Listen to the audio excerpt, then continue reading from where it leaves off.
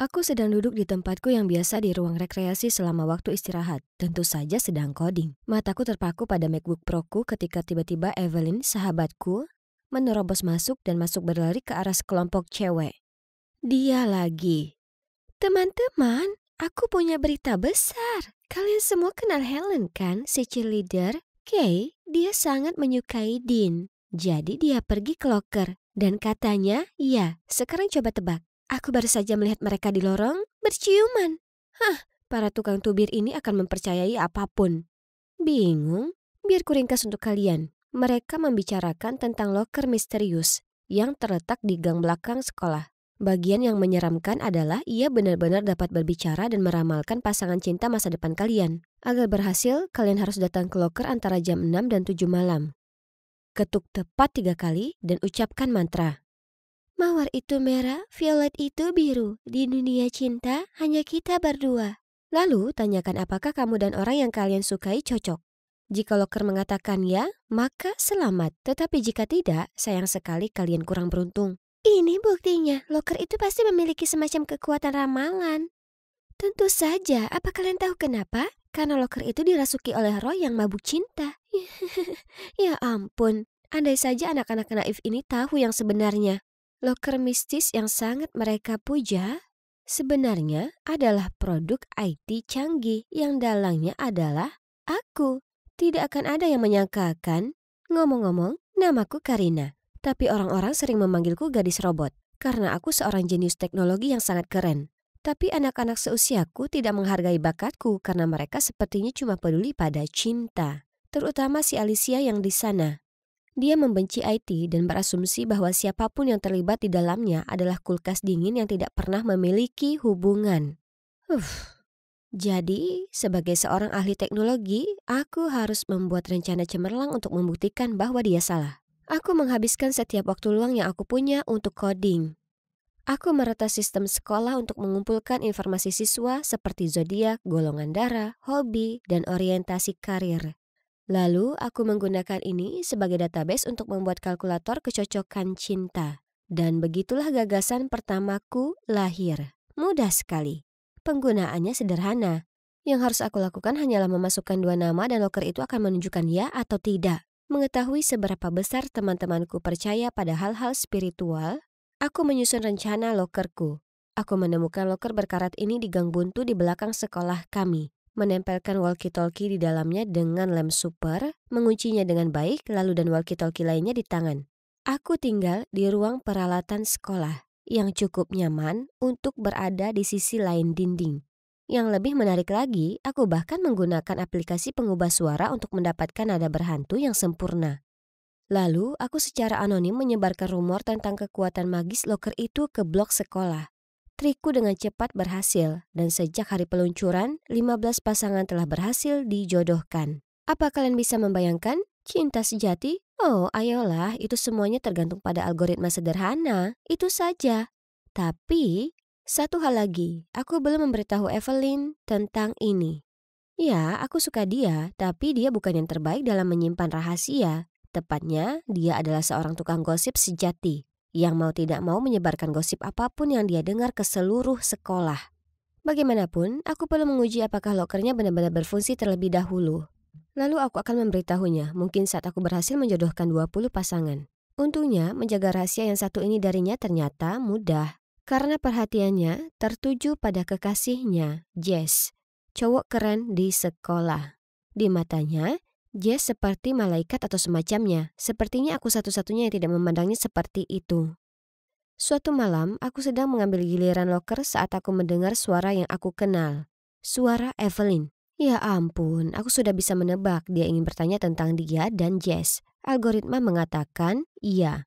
Dan aku bisa mendengar Evelyn berteriak kegirangan saat pengumuman itu. Baiklah, kalau dia senang, aku pun senang. Tapi itu tidak berlangsung lama. 1 jam kemudian, saat aku mau pergi, lebih banyak langkah kaki datang ke arah loker dan aku mendengar ketukan di atasnya. Mawar itu merah, violet itu biru. Tunggu sebentar. Jess, apa yang dia lakukan di sini? Apa aku cocok pacaran dengan Karina? Apa? Tidak mungkin. Apa ada sesuatu yang mengenai kepalanya? Aku langsung bilang tidak. Tidak perlu kalkulator untuk itu. Awalnya dia diam, tapi kemudian bertanya lagi apakah aku mau jadi pacarnya. Jawabannya tetap tidak. Dia bertanya lagi dan lagi pada loker, tetapi tidak. Astaga, ada apa dengan orang ini? Keesokan harinya di sekolah, aku melihat Evelyn memakai gaun ungu keberuntungannya. Oh tidak, apakah dia akan mengaku pada Jess? Aku harus menghentikan ini. Hei, aku ada urusan darurat. Kamu harus ikut denganku. Karina, apa yang kamu lakukan? Tapi sudah terlambat saat Jess mendekati kami. Hei, sedang apa kamu? Tarik tambang? Oh, menurutku kamu ngacak-ngacak rambutmu. Sini, aku mau. Astaga, dia terlalu dekat. Dan yang paling parah adalah Evelyn melihat semuanya. Tepat pada saat itu, bel berbunyi dan dia berangkat ke kelas. Jess, si bodoh ini. Loker sudah mengatakan tidak dan di sanalah dia mengacaukan semuanya. Sekarang aku harus menunggu sampai kelas berakhir untuk menjelaskan semuanya kepada Evelyn. Tapi segalanya tidak semudah itu karena setiap kali aku mencoba mendekatinya, dia menatapku dengan bingung lalu bergegas pergi. Suatu kali aku berhasil menghubunginya tetapi kemudian, ya kalian bisa menebaknya, Jess yang tidak tahu malu muncul dan merusak percakapan. Astaga, lintah ini tidak berhenti menggangguku. Di kelas matematika, dia meminta gurunya untuk mengizinkan dia berpindah kelompok Evelyn ke kelompokku karena dia tiba-tiba ingin aku mengajarinya. Bagian terburuknya adalah semakin aku mencoba mengabaikannya, dia seperti semakin tertarik padaku. Hingga suatu hari, saat aku sedang melarikan diri darinya, aku menabrak seseorang. Itu adalah anak kepala sekolah, Kilian. Ya ampun, aku yakin aku dalam masalah lagi, tapi kamu itu mengganggunya, hentikan. Apakah Kilian baru saja membelaku? Tapi, itu tentu saja membuat Jess marah. Itu bukan urusanmu. Maaf, ini perpustakaan, bukan klub teater. Diam atau keluar. Syukurlah aku bisa keluar dari sana. Tapi, kalau dipikir-pikir, itu adalah hal aneh yang dilakukan Kilian yang biasanya berwajah tegas. Terserahlah. Aku tidak punya waktu untuk memikirkan hal ini sekarang. Sejauh ini, Loker telah berhasil meramalkan 19 pasangan. Aku hanya memerlukan satu jodoh lagi agar aku bisa dengan bangga mempublikasikan penemuanku dan voila! Aplikasiku akan mengubah dunia kencan di seluruh dunia. Ini dia, klienku yang ke-20. Tunggu, bukankah itu Kilian? Dan coba tebak siapa yang dia tanyakan. Ya, aku. Mungkin semua orang benar tentang julukan gadis robot. Karena selama ini aku tidak tahu apa-apa tentang Jess. Dan sekarang, Kilian. Aku memasukkan datanya dan hasilnya tidak. Tapi tunggu dulu, bagaimana jika aku pacaran dengan Kilian? Apakah itu akan membuat Jess menyerah dan berhenti menggangguku dan Evelyn tidak akan menjaga jarak dariku lagi? Sudah diputuskan. Lokernya berbunyi iya. Senin pagi aku berada di ruang belajar mengerjakan proyek kelompok matematika bersama Jess ketika sebuah catatan diberikan kepadaku. Hei, aku tahu ini cukup mendadak, tapi maukah kamu pergi bersamaku hari Sabtu jam 3 sore? Kilian. Aku mengintipnya dan melihatnya tersenyum untuk pertama kalinya. Oke, aku hendak menulis jawabanku ketika Jess mengambil catatan itu. Membacanya, lalu menatap lurus ke arah Kilian. Kamu, aku, ayo keluar. Apa yang akan dia lakukan sekarang? Aku diam-diam mengikuti mereka ke lorong, tetapi Evelyn muncul tepat di belakangku dan memberi isyarat agar aku diam. Saat itulah aku mendengar Jess menanyakan apa yang terjadi antara aku dan Kilian. Tidak ada apa-apa, cuma loker cinta terkenal yang melamarkan Karina dan aku akan bersama. Jess terkejut untuk berbicara ketika wajahnya berubah menjadi ungu karena marah. Jadi tidak ada yang terjadi antara kamu dan Jess? Tentu saja tidak. Aku sudah mencoba memberitahumu hal itu selama ini. Kamu sudah mendengar semuanya? Maaf, aku tidak bermaksud begitu. Jadi, bagaimana menurutmu tentang tanggalnya? Tentu, aku ingin sekali. Aku bisa melihat Jess marah besar di belakang. Tapi apa yang bisa dia lakukan selain menahan amarahnya dan pergi begitu saja? Haha, masalah terpecahkan. Hari Sabtu tiba dan Kilian menjemputku untuk kencan kami. Dia bahkan meminta persetujuan orang tuaku, lalu membukakan pintu mobil untukku seperti pria sejati. Sejujurnya, aku agak gugup, tapi dia sangat pandai menghiburku. Dia kemudian membawaku ke drive-thru es krim yang sangat keren ini. Dan kebetulan, kami memilih rasa yang sama, butter pecan. Sebelum aku menyadarinya, aku sudah merasa sangat nyaman berada di dekatnya. Dan apa kalian tahu apa bagian terbaiknya? Perhentian terakhir kami adalah planetarium. Kami duduk berdampingan, di bawah langit berkilauan bertabur bintang. Wow, kencan ini lebih baik dari yang kuharapkan. Aku melihat sisi baru dari dirinya, yang begitu hangat dan penuh perhatian. Berada bersamanya membuatku merasa senang. Mungkin algoritmanya kurang akurat kan? Memang dikatakan bahwa Kilian dan aku tidak akan pernah menjadi pasangan. Tapi apa yang aku rasakan kemudian membuktikan sebaliknya. Aku masih melamun ketika alarmku tiba-tiba berbunyi. Sudah 5.15? Benar, aku harus pergi ke loker dan mengganti baterai walkie-talkie. Jadi aku segera pamit pada Kilian lalu lari ke gang. Saat aku membuka loker untuk mengeluarkan walkie-talkie, "Karina, apa kamu membuka loker? Bagaimana? Kecuali kamu." "Oh, aku tidak tahu caranya tapi kamu benar-benar menipu seluruh sekolah." Aku membeku di tempat, tidak tahu harus berbuat apa. "Tidak terlalu panik, aku tidak akan memberitahu siapapun. Itu saja, selama kamu menjadi pacarku." "Kenapa kamu sangat terobsesi denganku? Kamu bisa pacaran dengan siapapun. Kenapa aku?"